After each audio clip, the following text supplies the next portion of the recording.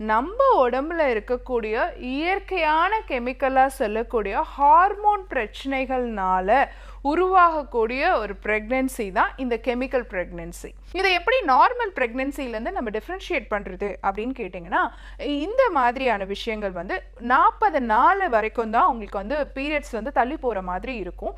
Pregnancy card போட்டிங்க அப்படின்னு சொன்னால் உங்களுக்கு வந்து டபுள் லைன் கிடைக்கும். நீங்கள் ரத்தத்தில் டெஸ்ட் பண்ணிங்கனாலும் உங்களுடைய பீட்டா ஹெச்சிஜி லெவல் வந்து கூட தான் இருக்கும்.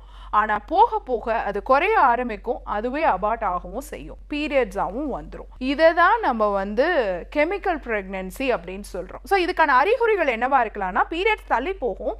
தள்ளி போன பிறகு ஒரு 35-40 நாள் திடீர்னு வெஜைனல் ப்ளீடிங் வர மாதிரி இருக்கும், ஒரு அடிவயிறு வலி இருக்கிற மாதிரி இருக்கும். நார்மலாக இதை நம்ம வந்து இர்ரெகுலர் பீரியட்ஸ், நார்மலாக பீரியட்ஸ் தள்ளி போகுதுன்னு கூட நிறைய பேர் நினச்சிப்போம். ஆனால் திடீர்னு 40 நாளில் பீரியட்ஸ் வந்துடும். இதை தான் நம்ம கெமிக்கல் ப்ரெக்னன்சின்னு சொல்கிறோம்.